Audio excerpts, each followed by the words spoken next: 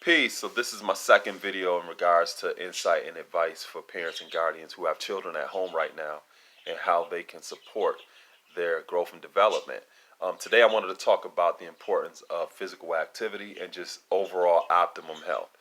Our present generation has the dishonor of being considered the first generation that will not outlive their parents and guardians or predecessors, meaning their lifespan is predicted to be shorter than their parents and guardians. And a lot of that has to do with the sedentary lifestyle that a lot of this generation has adopted, where they're not as mobile, they're not as invested in physical activity, as well as their poor dietary or health choices. And it's not like they just made all of this up on their own either.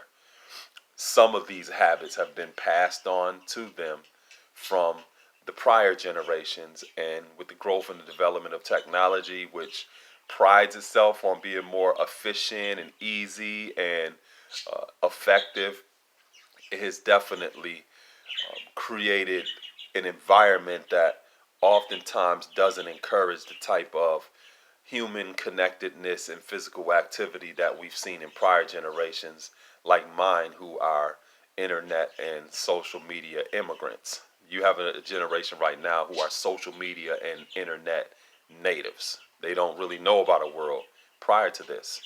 And in some ways, that has definitely compromised some of the generation's ability to connect and to be more mobile. And that is one of the things that has led to this sedentary lifestyle. So I say all of that to say, with this distance learning and the homeschooling environments that we're seeing, make sure you incorporate physical activity into their daily type of instructions that you're doing. If you have space where they're not going to be in contact with others in terms of the physical distancing in your front of your house or the side or the backyard, utilize that and make sure it's minimally 1 hour per day. Minimally. Keep in mind that a lot of the students in schools, they may get a half an hour to maybe 45 minutes to 50 minutes of physical activity a day. That's not enough. That is not enough. So that's why I'm emphasizing the importance of at least 1 hour. If you don't have those type of physical spaces outside of your home, you're going to have to get creative and create that space within your home, which means go on YouTube and look up the various different resources that are there in terms of physical activity. And when I say physical activity, I'm not just talking about exercising videos, because that can be corny.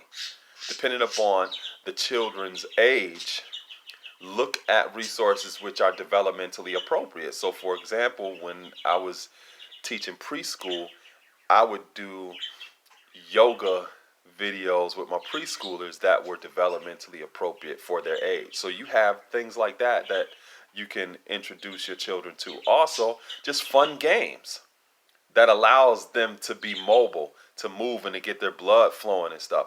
You can utilize some of the game systems that you have that incorporates movement and use that or those competitive games as a way to get them active. But you have to have something like that every single day.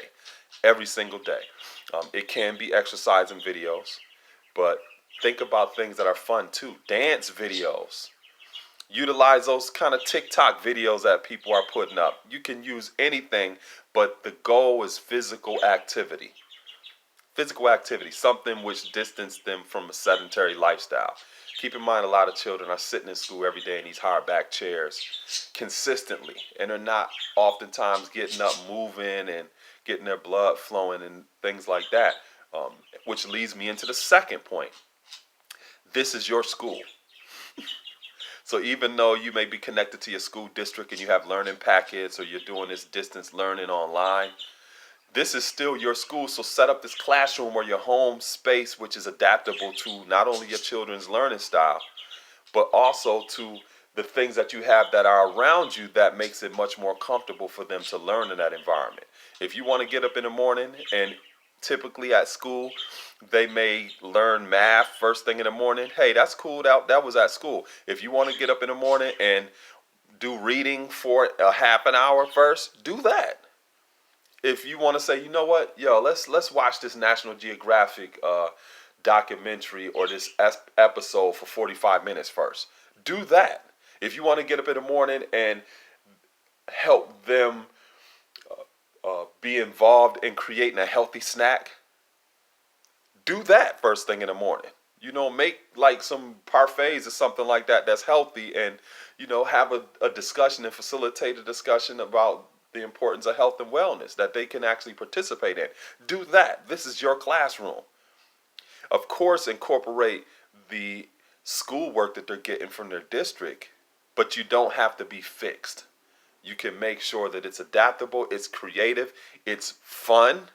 It's fun, but this is your classroom. Take ownership of it and make sure that it is something that meets the needs of your children as parents and as guardians. So I will that this was inspiring, it was empowering, it was educational. It just gave those of you some more insight and advice on what you can do in terms of meeting the needs of supporting our children's growth and development. First and foremost, make sure that they have physical activity and something that they're doing every single day. Additionally, make sure you incorporate something that's related to overall optimum health, whether that is preparing a healthy snack together or watching something in terms of YouTube videos related to health and wellness. Something must be incorporated every single day. And then the next point, this is your classroom. Make it comfortable and adaptable to meet the needs of your own children and make it fun. So, peace.